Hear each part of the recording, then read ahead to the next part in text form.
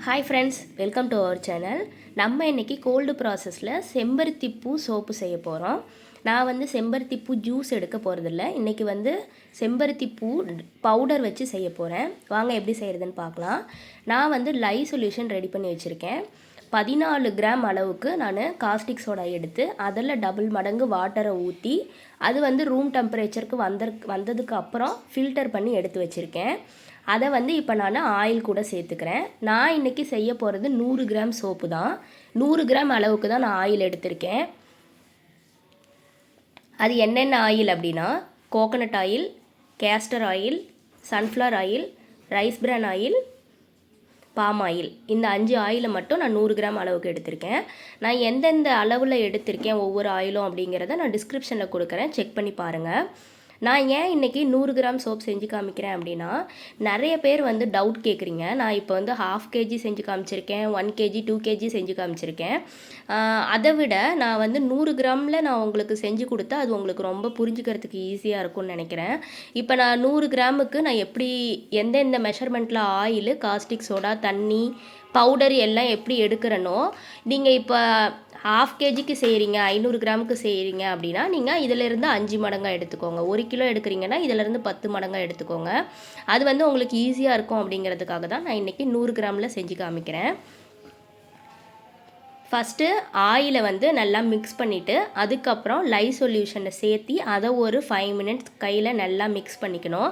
அதுக்கப்புறம் வந்து நம்ம ஹெர்பல் பவுடரை சேர்த்துக்கலாம். ஹெர்பல் பவுடர் சேர்க்கும் போது அது வந்து கட்டியாக ஆயிரும். அந்த எண்ணெயோடு சேர்க்கும் போது அந்த மாதிரி கட்டி ஆகாமல் நல்லா வந்து கரைச்சிக்கோங்க. பாருங்கள், அந்த ஆயிலில் வந்து பவுடர் பட்ட உடனே இந்த மாதிரி தான் கட்டி ஆகும். இதை வந்து நல்லா அந்த பாத்திரத்தோடு நல்லா அழுத்தி ப்ரெஸ் பண்ணி தேய்ச்சிக்கோங்க. அந்த மாதிரி தேய்க்கும் போது பபுள்ஸ் எதுவும் வராது, கட்டி எல்லாமே உடஞ்சிரும்.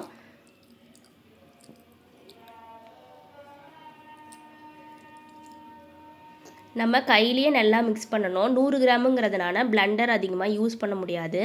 நம்ம கையிலேயே முடிஞ்ச அளவுக்கு எந்த அளவுக்கு நம்மளால் கலக்க முடியுமோ அந்த அளவுக்கு மிக்ஸ் பண்ணி நம்ம சேர்த்துக்கலாம். சோப்போட டெக்ஸ்சர் வந்து நல்லா வந்துடும். செம்பருத்தி வந்து ஸ்கின்னுக்கு ரொம்ப நல்லது. நம்ம ஹேருக்கு ஹேர் ஷாம்புவாக பண்ணுவாங்க, இல்லை ஹேரில் சீயக்காய் பவுடர், அது எல்லாத்துக்குமே வந்து அது சேர்ப்பாங்க. ஸ்கின்னுக்கு வந்து ரொம்ப நல்லது. அது வந்து ஒரு ஷைனிங் கொடுக்கும், நேச்சுரல் க்ளோ கொடுக்கும். இந்த செம்பருத்தி பூ பவுடர் வந்து ஆன்லைன் ஷாப்லேயும் வந்து அவைலபிளாக இருக்குது. சோப்போட ரா மெட்டீரியல் ஷாப்ஸ்லேயும் நீங்கள் வாங்கிக்கலாம். நான் எங்கே வாங்கியிருக்கேன் அப்படின்னு உங்களுக்கு தெரியணும்னா என்னோடய வாட்ஸ்அப் நம்பரும் நான் டிஸ்கிரிப்ஷனில் கொடுப்பேன். அந்த நம்பருக்கு நீங்கள் காண்டாக்ட் பண்ணுங்கள். நான் யார்கிட்ட வாங்கினனோ அந்த காண்டாக்ட் லிஸ்ட்டு நான் உங்களுக்கு கொடுக்குறேன். அதிலேருந்து நீங்கள் வாங்கிக்கோங்க.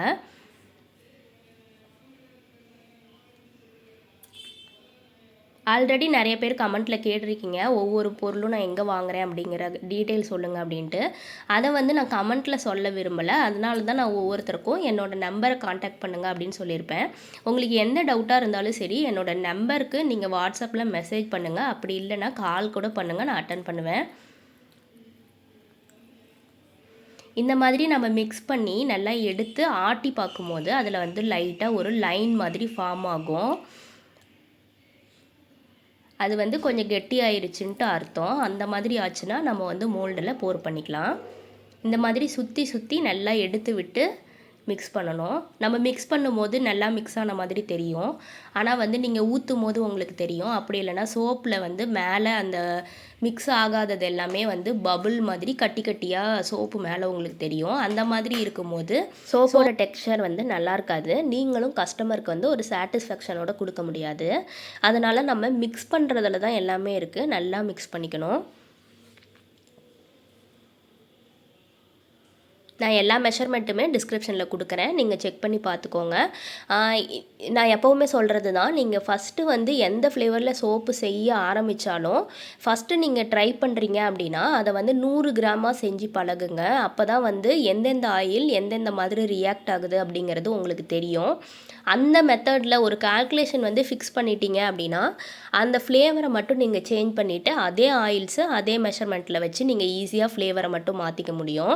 இப்போ நீங்கள் செம்பருத்தி சோப் இந்த மாதிரி செய்கிறீங்க அப்படின்னா இந்த டெக்ஸ்சர் வந்து உங்களுக்கு கரெக்டாக வந்துருச்சு, ஸ்ட்ரக்சரும் டெக்ஸ்சரும் நல்லா வந்துருச்சு அப்படின்னா நீங்கள் வந்து அடுத்தது வந்து ஆவாரம் பூ, நலங்கு மாவு, எந்த சோப் ஃப்ளேவர்னாலும் அந்த பவுடரை மட்டும் இப்போ நீங்கள் 3 கிராம் நான் வந்து இந்த 100 கிராமுக்கு வந்து 3 கிராம் நான் ஹெர்பல் பவுடர் எடுத்திருக்கேன். 100 கிராமுக்கு வந்து நம்ம 2 கிராம் ஹெர்பல் பவுடர் எடுக்கணும்.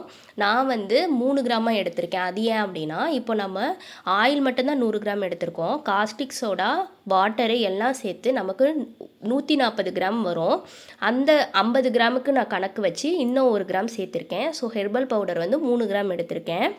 இதே மாதிரி 3 கிராம் நீங்கள் ஹெர்பல் பவுடர் செம்பருத்தி பூ பவுடர் வச்சு பண்ணுறீங்க அப்படின்னா அடுத்த டைம் வந்து இந்த செம்பருத்தி பூ பவுடருக்கு பதிலாக நீங்கள் வேறு வச்சு செஞ்சு பார்க்கலாம். இப்போ இந்த மெத்தடில் உங்களுக்கு எப்படி சோப் வருதோ அதே மாதிரி தான் உங்களுக்கு அடுத்த மெத்தட்லேயும் வரும், அடுத்த ஃப்ளேவர்லேயும். இந்த மாதிரி பாருங்கள், ஊற்றும் போது ஓரளவுக்கு கெட்டி பதம் உங்களுக்கு ஃபீல் ஆகும்.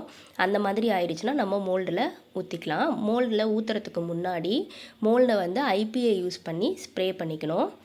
ஐபிஏங்கிறது ஐசோப்ரோபைல் ஆல்கஹால். நம்ம எப்படி கைக்கு எல்லாம் சானிடைசர் யூஸ் பண்ணுறோமோ அதே மாதிரி இதுவும் வந்து ஒரு க்ளீனிங் பர்பஸ்க்காக நம்ம யூஸ் பண்ணுறது. ஃபஸ்ட்டு நம்ம போர் பண்ணுறதுக்கு முன்னாடியும் அதை ஸ்ப்ரே பண்ணிக்கணும். அதுக்கு மேலே நம்ம போர் பண்ணி முடித்ததுக்கப்புறம் மேலவும் ஒரு டைம் ஸ்ப்ரே பண்ணிக்கணும். அது வந்து ஏதாவது ஏர் பபிள்ஸ் இருந்தது அப்படின்னா அதை வந்து ரிலீஸ் பண்ணும். மேலே ஏதாவது டஸ்ட்டு ஃபார்ம் ஆகாமல் இருக்கிறதுக்கும் அது வந்து யூஸ்ஃபுல்லாக இருக்கும். நம்ம போர் பண்ணதுக்கப்புறம் இந்த மாதிரி கண்டிப்பாக டேப் பண்ணி விடணும். அப்போ தான் வந்து இப்போ நீங்கள் ஊற்றும் போது ஏதாவது ஏர் பபிள்ஸ் வந்து அடியில் இருந்திருந்தால் உங்களுக்கு தெரியாது. இந்த மாதிரி பண்ணும்போது அதெல்லாம் போயிடும். தேங்க்யூ.